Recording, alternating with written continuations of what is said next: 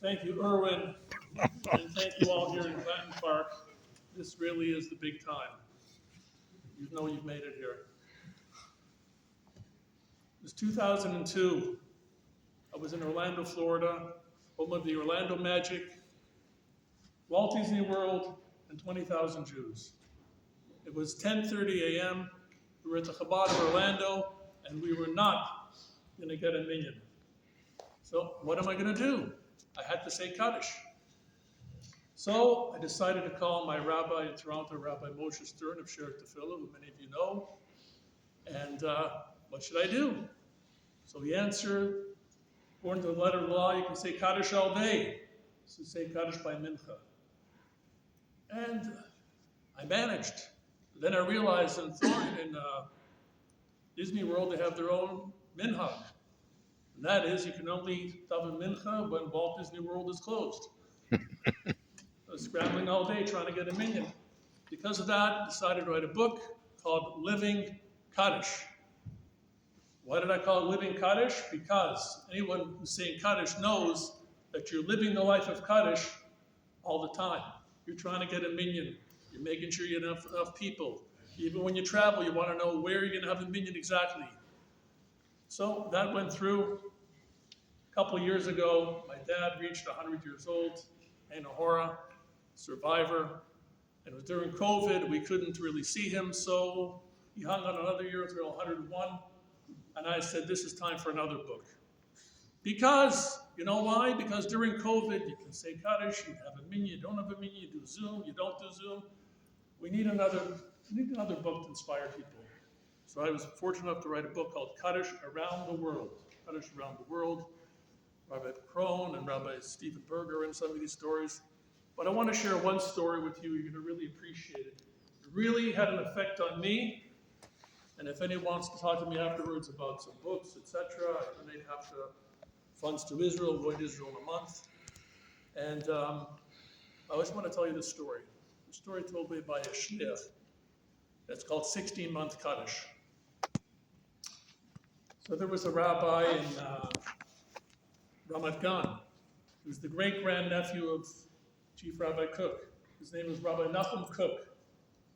And Rabbi Nachum Cook had a shul, and someone came to say Kaddish. He wasn't that observant, but he said, I want to say Kaddish. My mom is in Romania. I'm going to come to say Kaddish. He said, okay, great. Comes the first month, the guy starts learning how to say Kaddish. He's getting pretty good at it. By the second month, he's the first one there, the last one to lead. By the third or fourth month, he's already leading services. It's great. Fifth month, sixth, he doesn't miss a day.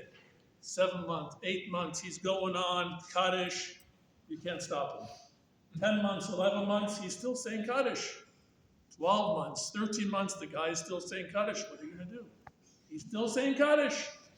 14 months, 15 months, the guy is there every single day saying Kaddish.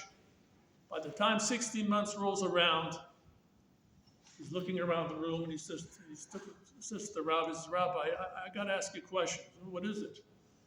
He says, do I have to say Kaddish, yes or no? The rabbi strokes his long white beard and says, come back in a week. Okay, come back, I have to think about it. Comes back in a week, and he says to him, Rabbi, what's the answer? Should I say Kaddish or not? And everyone's looking at him just like you're looking at me. What's going to be the answer? If he says yes, he's not telling the truth. And if he says no, it's goodbye Charlie, he's lost another guy. So he looks at him, he says, straight to him, he says, my friend, by the letter of the law, you don't have to say Kaddish anymore. However, there's one line you have to say every single day. He says, what's that? He says, that's Yehei Shmei Rabbim Mavarach L'Olam Olmei Almayim. May God's great name be blessed forever and ever. Friends, when I heard that, I used to come late, to come early. I said, no, I'm going to stay for Kaddish. I'm going to stay just to hear that line. So there's a lot of amazing stories that I'm happy to share with you afterwards. And I want to share one thing that really, I feel it's really important. You know, you've all seen someone passes away, and the first Kaddish many people say in the cemetery or in Shul is very emotional. You see them crying. You see them in such tears you can't imagine. They're such overcome with emotion. You know, every prayer is with with tears, and I often wonder why, and I'll tell you the reason I think it is. Because a lot of times, we can say words to people. Hello, how are you? I love you, I hate you. Where have you been? Where haven't you been? I haven't seen you in a while. And we don't. And as soon as that news happens, all you can say is, Yiskadal, Yiskadash Meirabah for the next 11 months. And that's a sad thing. So I encourage everybody, while you can, say those words, say anything, say something. So that the next time you say Yiskadal, Yiskadash, it will be with meaning. It will be with vigor. It will be with dedication. Again, I've been so moved by this project. I wrote this book in June of 23. And then I was asked, I volunteered when October 7th happened. I saw an ad from Mishpacha and they said, who wants to say Kaddish? I was open to say Kaddish for four of the Kadoshim from Kibbutz Be'eri. And when you say that, every single word of the Kaddish is really something, as I say.